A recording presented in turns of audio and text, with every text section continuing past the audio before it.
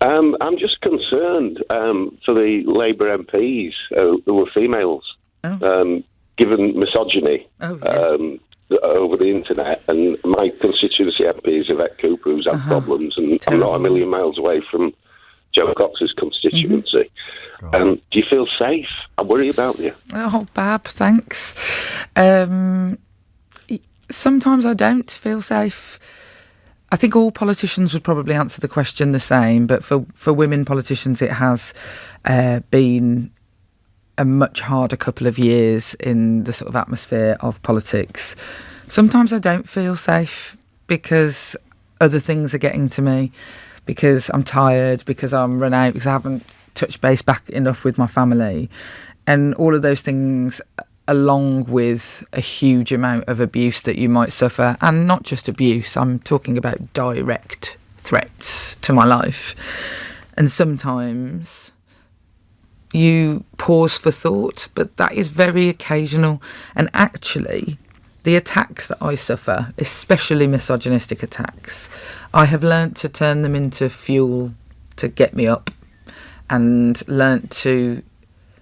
I'm much more scared of people like me bowing down to abuse. I'm much more scared that if I bowed down, what kind of future my kids would have. If you stand up to these things, if people stand up and keep on going, we have a chance of changing the dial and changing the future. And that's what I have to focus on. But yeah, I feel scared sometimes. What's brought you lowest? I mean, Jo being murdered. Nothing. I'm never, ever, ever going to...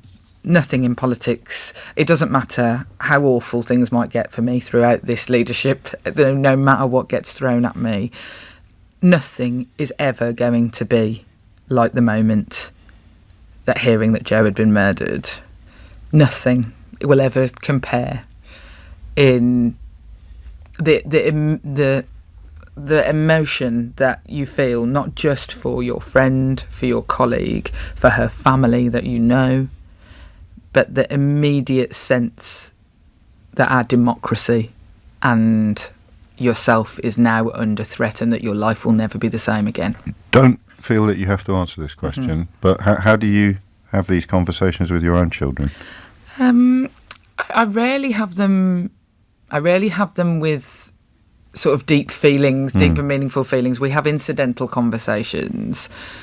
But my children have said to me, certainly after Jo was murdered, they said they didn't want me to carry on, and they didn't think it was worth it, to which I told them that I thought it was. And again, I say to them, if people like me go away, then what future is there for our country if we're allowing fear to control our politics?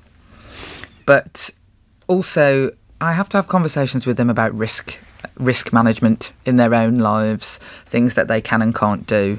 And that is annoying because they're conscripts. My kids didn't ask for any of this. They're conscripts to this life.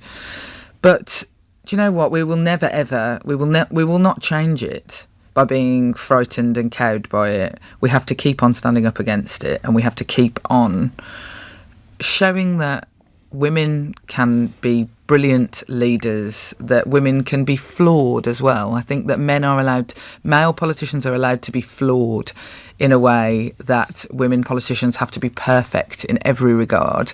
Otherwise, their clothes will be criticised. My fringe, the level of criticism waged at my fringe that I have seen. So what they're saying about you on Twitter today, James, I have had whole days where my hair was trending.